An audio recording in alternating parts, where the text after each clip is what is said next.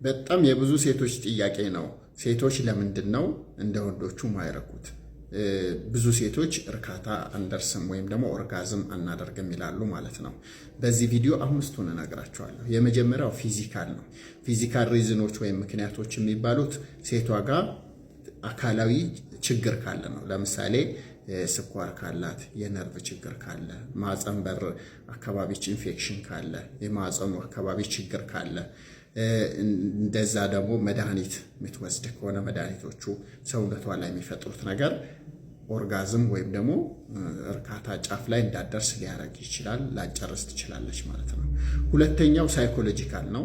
ሳይኮሎጂካል ምክንያት የሚባለው ደግሞ ሴቷ የምትጨነቅ ከሆነ፣ እንደገና ድብርት ካለባት፣ እንደገና ደግሞ ከዚህ በፊት መደፈር ወይም ደግሞ ከቤተሰብ ወይም ከተለያየ ነገር ሴክስን እንደ ትራውማ የሚያስታውሳት ነገር ካለ እንደዚሁ እንደሱ ልትሆን ትችላለች ማለት ነው። ከዛ በተጨማሪ ከባለትዳሯ ወይ ከጓደኛዋ ጋር ያልተፈታ ቅራኔ ካለ፣ ችግር ካለ ይሄም እንዳትረካ ሊያረግ ይችላል ማለት ነው። በሶስተኛ ምክንያት የተቀመጠው ሆርሞናል ነው ወይም ደግሞ የሆርሞን መዛባት ነው። ይሄ ደግሞ በእርግዝና ጡት በማጥባት እንደዚሁም ደግሞ በማረጥ ወይም ደግሞ የወር አበባ በሚቀርበት ጊዜ እድሜያቸው ሲገፋ ማለት ነው፣ ሆርሞኖች ሲዛቡ ይሄ ችግር ሊፈጠር ይችላል ማለት ነው። በአራተኛ ደረጃ የአኗኗር ዘይቤ፣ መጥፎ የአኗኗር ዘይቤ ስንመርጥ ማለት ነው። ለምሳሌ አልኮል በብዛት መጠቀም፣ ለመደሰት ተብሎ እና ማሪዋና፣ ጋንጃ፣ የተለያዩ መድኃኒቶች መጠቀም፣ ከዛ በተጨማሪ ማጨስ፣ ጫት መቃም፣ እንደዚሁ ደግሞ አመጋገብ ደግሞ ጀንክ የሆነ ምግብ ሳይመርጡ መብላት ማለት ነው። በተጨማሪም ምንም አይነት ኤክሰርሳይዝ ያለ ማድረግ እሱም ችግር ነው ማለት ነው። በመጨረሻም በአምስተኛ ደረጃ በቂ ማነቃቃት ውስጥ ሳትገባ ግንኙነቱን መፈጸም ነው። ይሄ ደግሞ የሚሆነው አንደኛ በቂ የሆነ ማነቃቃት ሳይደረግ ቀጥታ ወደዛ ከገባ ጓደኛዋ፣ በሁለተኛ ደረጃ ደግሞ እሷ ምን እንደሚያስደስታት የሰውነቷን ክፍል በደንብ ካለማወቋና እሱ የሚያስደስታት ፓርት ካለመነካካቱ የተነሳ ሳትጨርስ ሊያልቅ ይችላል ማለት ነው። እነዚህ ዋና ዋና ምክንያቶች ናቸው። እንደዚህ በሚሆንበት ጊዜ የጤና ባለሙያ ጋር ቢኬድ የተሻለ ማድረግ ይቻላል፣ የተለያዩ አማራጮች ስላሉ ማለት ነው። ሰላም ጤና ይስጥልኝ፣ እንደምናችሁ ወንዶች ስሙኝ። 3 የወንድ ብልት ጥንክርና ውጥር እንዲል የሚረዱ ምግቦችን እነግራችኋለሁ። የመጀመሪያው ዋተርሜሎን ወይም ደግሞ ሀብሀብ የምንለው ነው። ሀብሀብ በውስጡ ከፍተኛ የሆነ ኤልስትሩሊን የተባለ አሚኖ አሲድ ይይዛል። ይህም አሚኖ አሲድ ሰውነታችን ውስጥ ከገባ በኋላ ወደ ናይትሪክ ኦክሳይድ በመቀየር ናይትሪክ ኦክሳይድ ደግሞ ወደ ብልት የሚሄደውን የደም ፍሰት እንዲጨምር በማድረግ ብልት ቀጥና ውጥር እንዲል ያደርጋል ማለት ነው። ሁለተኛ ስፒናች የተባለ የአትክልት አይነት ነው። ይሄ አትክልት በውስጡ ናይትሪክ ኦክሳይድን በብዛት ስለሚይዝ ናይትሪክ ኦክሳይድ ደግሞ ወደ ብልት የሚሄደውን የደም ስር በመለጠጥ ደም ወደዛ እንዲሄድና ብልት ውጥርና ጥንክር እንዲል ያደርጋል ማለት ነው። ሶስተኛው ደግሞ ኦትሚል ወይም አጃ ነው። አጃ ወይም ኦትሚል በውስጡ ከፍተኛ የሆነ ኤል አርጂኒን ይዟል። ኤል አርጂኒን እንደዚሁ በሰውነታችን ውስጥ ወደ ናይትሪክ ኦክሳይድ ስለሚቀየር ናይትሪክ ኦክሳይድ ደግሞ ወደ ብልት የሚሄደውን የደም ፍሰት በመጨመር የወንድ ብልት ውጥርና ጥንክር እንዲል ያደርጋል ማለት ነው። እንግዲህ መድኃኒት የማትፈልጉና መድኃኒትም ደረጃ እንዳይደርስባችሁ ይሄንን መጠቀም ትችላላችሁ። በብዛት ይሄንን በመጠቀም የግንኙነት ህይወታችሁን ሁሉ ነገር ለራሴ ሰላም፣ ለልጆቼ ሰላም፣ ለነገ ይስል በጣም ሰላም ነኝ። ሀውለት በጣም ሰላም ነኝ። በጣም ረፍታለኝ። ስራዬን በአግባቡ እየሄደልኝ ነው። ነገሮች ሁሉ ተስተካክለውልኛል። አልহামዱሊላህ። ነገን አላህ ያውቃል። አሁን ግን ያለሁት እዚህ ላይ ነኝ። እንደተፈቀርክ እንዴት ነው የምታውቀው? ወል ፍቅር ከአንደበት ባለፈ በድርጊት ይታያል። ያፈቀረች ሴት አትሰስትም። ጊዜዋን፣ ሐሳቧን፣ ፍቅሯን፣ አክብሮቷን ላንተ ለመስጠት አትሰስትም። ትደግፋለች። በስራ፣ በትምህርት፣ በእያንዳንዱ የህይወት ጉዳይ የተሻለ ቦታ እንድትደርስ ሰፖርት ታረጋለች፣ መንገድ ትጠቁማለች፣ ሐሳብ ትሰጣለች፣ በጣም ትንከባከባለች። ይሄ ነርቸሪንግ የሆነ የተፈጥሮ ባህሪዋ የእናትነት ተፈጥሯ አንተ ላይ ጎልቶ ይታያል። በምችለው ነገር ሁሉ የተሻለ ቦታ እንድትደርስ ካለባበስ ጥቃቅን ከሚመስለው ጉዳይ እስከ ሜጀር ላይፍ ዲሲዥኖች እሷ እንድትስተካከልላት እንዲያምርብ እንድታድግ ስለምትፈልግ ጫና ሁላ በሚመስል ሁኔታ አንዳንዴ በዚህ አርግ በዚህ ውጣ ምናምን ልትል ትችላለች። እንድትጎዳባት አትፈልግም። ኦቨር ፕሮቴክቲቭ ትሆናለች። አንተ ላይ ክፉ የሚያደርግ ቀርቶ በክፉ የሚያነሳ ራሱ ለሷ ጠላት ነው የሚሆነው። አምስተኛ ሴንሲቲቭ ነው የምትሆነው። ሌሎች ጋር የማታሳየውን ባህሪ ንጭንጭ፣ ኩርፊያ፣ ንዴት፣ ቦግ ማለት አንተ ጋር ታሳያለች።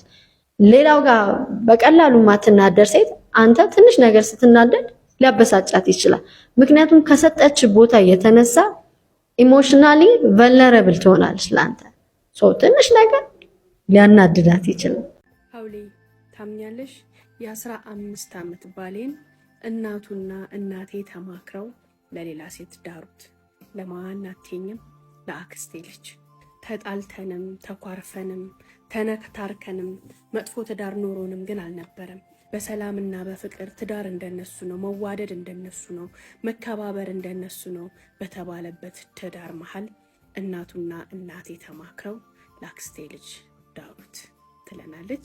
እንዴት ናችሁ ዶችዬ? የዛሬው ታሪክ ደግሞ ብዙ እህቶቻችንም ወንድሞቻችንም እናቶቻችንም ጭምር እናቴና የባሌ እናት የልብ የነፍስ ጓደኞች ናቸው። እንዲሁም ደግሞ ጎረቤታሞች ናቸው። እኔና ባሌም የተገናኘ ነው የተዋደድ ነው ገና ህፃን ልጆች ሆነን ነው። ባሌ የሁላችንም ታላቅ ሲሆን በትምህርቱም በበስተማሪ ነበረ። አንድ ግቢ ላይ እንደምታውቂው በቀበሌ ቤት 5-6 አባወራ ነው የሚኖረው። እኛም እንደዛ ነበር ኑሯችን። እነዛ አባወራው ቤቶች ውስጥ ሁሌ የነበሩ ሴቶቹንም ወንዶቹንም ሰብስቦ የሚያስጠናው እሱ ነበረ፣ ጎበዝ ተማሪ ስለነበረ። በዛ በማስጠናት ሂደት ውስጥ ግን እኔና እሱ ግንኙነታችን ወደ ሌላ ቻፕተር ተሸጋገረ። ያም ግንኙነታችን ቤተሰቦቻችን ይዋደዱና ይከባበሩ ስለነበረ ከነሱም ከኛም አንዳችን ተዋደን እንድንጋባ የሁል ጊዜ ምኞታቸው ነበር። እኛን ባይነግሩንም ከተጋባን በኋላ ያወቅነው ግን እናቴና እናቱ መዛመድ ይፈልጉ እንደነበር ነው። ያሉትም ሰምሮላቸው ግንኙነታችን ገና ከ8ኛ ክፍል የጀመረ ነበርና ልክ ትምህርቱን ጨርሶ ስራ አግኝቶ ወደ ህይወት እንደተቀላቀለ ለመጋባት ተስማማን። እየፈራን እየተባን የማያውቁ መስሎናል። በእኛ ቤት ሽማግሌ እንዲላክ ተደረገ። እናቴና እናቱ ሁሉንም ነገር ያውቁ ነበር። ያ ቀን እስኪመጣ ነበር የሚጠብቁት። ልክ ያ ቀን ሲመጣ ግን ሁኔታውን በደስታና በፌሽታ ነበር የተቀበሉት። ተጋባን። እንደ አቅማችን እንደ ድህነታችን ግን የሚያምር የሚያሽጎመጅ የሰፈሩን ሰው ሁሉ ያስደሰተ ደስ የሚል ፕሮግራም ተደረገልን። ባሌ ትምህርቱን ጨርሶ ገና ወደ ስራ ዓለም መቀላቀሉ ነበርና ቤተሰቡንም የመርዳት የማስተዳደር ኃላፊነት ነበረበት። እኔም ስራ አልነበረኝም። እንደ አቅማችን ከሰፈራችን ትንሽ ራቅ ብሎ ትንሽዬ ቤት ተከራይተን አንድ አልጋ ገዝተን ማብሰያ ገዝተን የጀማሪ ባለትዳርነት ደስ የሚል ህይወትን ጀመር። እየኖርን ግን ባለቤቴ እኔንም ማስተዳደር ቤተሰቡንም መርዳት ትልቅ ዳገት ሆነበት። በጣም ተፈተንን። ያኔ ቤተሰቦቹን ማስቀየም ገና ሳይረዳቸው ሳይደግፋቸው አንድም እንኳን የደሞዙን ጣዕም ሳይቀምሱት መኖርን አልፈለገም ነበር። ልጆችም ስለነበርን ከቤተሰቦቻችን ጋር ተመካክረን ወደ ቤት እንድንመለስ ተደረገ። በጣም ነበር ያኔ ልቡ የተሰበረው። ባለቤቴ ምን አይነት ሰው መሰለሽ? በጣም ኩሩ፣ ለክብሩ የሚጨነቅ፣ ለስሙ የሚጨነቅ፣ ለማንነቱ በጣም የሚጨነቅ ሰው ነው። ከምንም በላይ ትዳር ይዞ ወጥቶ ነገር ግን ማስተዳደር አቅቶት ወደ ቤተሰባችን መመለሳችን ሰብሮት ነበር። እኔም ብሆን ደስተኛ አልነበርኩም፣ ግን እንዋደድ ነበርና ከዛ ሁሉ ፈተና አይብስም። ወንድሞችም ትምህርታቸውን ጨርሰው ቤተሰቡን ሰፖርት ማድረግ ሲጀምሩ እኔ እናንተም እንገናኛለን፣ እነሱም የቀራቸው ትንሽ ቀን ነው ተባብለን ወደ ቤታችን ተመለስን። የነበሩንም እንደምን የሚያሟላናቸውን እቃዎች ብትንትን አድርገን ግማሹን እኔ ቤተሰብ ጋር ግማሹን እሱ ቤተሰብ ጋር አድርገን ድጋሚ የፍቅረኝነትን ህይወት መግፋት ጀመር። አንድም ቀን አልተለያየንም። አብረን እየወጣን ሻይ ቡና እያልን እየተገባበዝን ቤተሰቦቻችን ጋር ብንሆን እንደ ባልና ሚስት እንደ ፍቅረኛሞች ነበር ኑሯችን። ከተለያየን ከ3 ዓመት በኋላ ወንድሞቹ ትምህርታቸውን ጨርሰው እነሱም ስራቸውን ይዘው ቤተሰቡን ሰፖርት ማድረግ ሲጀምሩ የእሱ ኃላፊነት ቀለለለት። ማስተማር ያለበትን አስተምሮ ስራ ማስያዝ ያለበትን ስራ ካስያዘ በኋላ እናቱም በቃ አሁን ህይወትህን ጀምር፣ ኑሮህን ጀምር ብለው ፍቃድን ሰጡት። ያኔ ድጋሚ ህይወትን እንደ አዲስ የመጀመር ግዴታ ውስጥ ገባል። ቤተሰባችን ጋር ይቀመጥልን ይኑርልን ብለን ያስቀመጥናቸው ንብረቶች የሚረቡም አልነበሩም እና በዛ በ3 ዓመት ኑሮ ውስጥ ሁሉም መጠቀሚያ አድርጓቸዋል። ታዲያ ዛሬ ጎጆ ልንወጣ ነውና የሰጠናችሁን ዕቃ ሰብስባችሁ ስጡን አይባል። ድጋሚ ከዜሮ ተነስተን ማሟላት ያለብንን ነገር አሟልተን ህይወታችንን ጀመር። የእሱም ምኞት ወልደን እኔ በስነ ምግባር በጨዋነት ልጆቼን እንዳሳድግ እሱ ደግሞ ቤተሰቡን አባወራ ሆኑ ለማኖር ነበር እቅዳችን። ነገር ግን ልጅ የሚባል ነገር ሊመጣ አልቻለም። ድጋሚ ከተጋባም በኋላ 5 ዓመታትን እኔ ቤት እመቤት ሆኜ እሱ ደግሞ ስራውን እየሰራ 5 ዓመታትን ኖር። በዛ 5 ዓመታት ውስጥ ግን ጸንሼም አላቅም። ምንም ልጅ የሚባል ነገር ወፍ የለም። ያ ጉዳይ በጣም እያሳሰበን መጥቶ ሐኪም ቤት ደረጃ ደረስን። ያልሄድንበት ያልገባንበት ሕክምና ቦታ የለም። ሁለታችንም ጋር ምንም አይነት ችግር እንደሌለ ይነግሩናል። ነገር ግን መውለድ አልቻልንም። በቤት የመቀመጡ ጆርኔ በጣም አሰለቸኝ፣ ተስፋ ማስቆረጠኝ። ወይ ልጅ ወልጄ አላሳደጉ ወይ እንደ ጓደኞቼ ስራ ይዤ ህይወቴን አልቀየርኩኝ። በቃ የሆነ ስራ ልስራ፣ አንተም ስራ፣ አላህ በሰጠን ሰዓት ልጆች ከመጡ የግል ስራ ስለሆነ ስራዬን አቋርጬ ልጆቼን አሳድጋለሁ አልኩኝ። እሱም ሰፖርት አደረገኝ። መስራት የምፈልገውን ስራ 6 ወር ተቀጥሬ ሰው ጋር መጀመሪያ ሰርቼ ጥናት እንዳረግ አዘዘኝ። ያንንም ተከትዬ ስራት በምፈልገው ዙሪያ ላይ የሚሰራ ቦታ ፈልጌ ለ6 ወር ተቀጥሬ ከሰራሁኝ በኋላ እንዴት ይሰራል፣ መግቢያ መውጫውን፣ ሁሉን ነገር ካፒታል ውስጥ ምን ያህል ይፈልጋል የሚለውን ነገር አጠናሁኝ። ለ6 ወር ያልኩት ስራ ግን በ6 ወር አጥንቼ የመጨረሰው አልነበረም እና 1 ዓመትን ያህል ሰው ጋር ተቀጥሬ ሰራሁ። ከ1 ዓመት በኋላ ግን እዛው ምሰራበት አካባቢ ላይ ሱቅ ፈልጌ እሱም እቁብ ገብቶልኝ ትንሽዬ ካፒታል ሰጥቶኝ ስራ ጀመርኩኝ።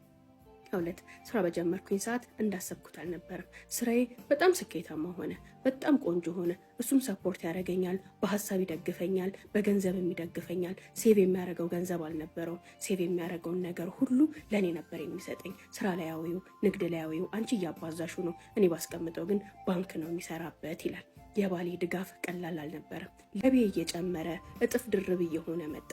በሌ ምን አይነት ሰው ነበር መሰለሽ? ከኔ 1 ብርን 1 ሳንቲምን መቀበል አይፈልግም። ኃላፊነቱን ሙሉ ለሙሉ ይወጣል። እኔን መጠየቅ ለሱ ከክብሩ ከማዕረጉ ዝቅ ማለትን ያህል ነው። እኔ ለቤቴ አስፈላጊ የሚለውን በፈቃደኝነት አደርጋለሁኝ። ምናልባት ለየት ያለ ምግብ ለየት ያለ ነገር ሊሆን ይችላል። ከዛ ውጭ ግን የቤት ኪራዩን፣ ቀለቡን፣ አስፈላጊ የሚባለውን ነገር ሁሉ ይችላል። የሴት እጃ ላይ የሚላል ቢሞት ቢቸግረው ገንዘብ እኔን አይጠይቀኝም፣ በራሱ ነው የሚወጣው። የሚገርምሽ የእሱን አካውንቶች ነው በብዛት የምጠቀመው። ነገር ግን እሱ ጋር ማስቀመጣቸው ገንዘቦች ሳይጨምሩ ሳይቀንሱ በፈለግኩት ሰዓት ወደ እኔ ይመጣሉ። ይሄ ነገሩ በስራዬም እንድጠነክር ካፒታሌም ጠንክሮ ትልቅ ቦታ እንድደርስ ከንግዴ ላይ ምንም ምነካ ስላልነበረ በደንብ እንድጠነክር አድርጎኛል። ዛ ላይ 5 ዓመት በትዳር ደግሞ 11 ዓመት ሆነ። እስከዛ ጊዜ ድረስ ግን ልጅ የሚባል ነገር የለም። ሚገርምሽ ካፒታሌ በጣም ከፍ እያለ ሲመጣ ደህና ቤት ተከራይተን እንኑር፣ ቢያንስ የቤት ወጪውን እኔ እችላለሁ፣ አንተ ደግሞ የቤት ወጪ ምናምን ከሌለብህ ለክራይ አታንስም አልኩት። ያኔም እኔ አባወራ ነኝ፣ ያንቺን ገንዘብ ቋሚ ነገር ላይ እናውለዋለን፣ የኔን ገንዘብ ደግሞ እንኖርበታለን አለኝ። ያንንም በማለቱ ሴቭ የሚያደርጋቸውን ገንዘቦች ጨምረን መኪና ገዛን። እንደዛ እያልን በዛ 5 ዓመት ውስጥ ቤት ገዛን። ኑሯችን ህይወታችን በጣም ያማረ ነበር። አንዳንዴ ሀብት ሲመጣ እንደ ጎርፍ ነው የሚባለው ልክ ነው። ሀብቱ መጣ። እሱም በስራው ላይ እድገትን አገኘ፣ ገቢው ጨመረ። እኔም ስራዬ ከጠበቅኩት በላይ ተስፋፋ፣ አሪፍ ሆነልኝ። ገቢን፣ ወጪን፣ እያንዳንዱን ነገር እንነጋገራለን። እኔና እሱ ጋር ድብቅ የሚባል ነገር የለም። ሁሉ ነገር ግልጽና ግልጽ ነው። 15ኛ ዓመታችንን ስናከብር ግን አብረን አንድ ሬስቶራንት ውስጥ ቁጭ ብለን እየበላን እየጠጣን አንድ ነገርን ተማከርን። እና አባቶቻችንን ለምን ሀጃ እናስደርግም፣ በዛውም ዱዓ ያደርጉልናል እዛ ሄደው ተባባለን።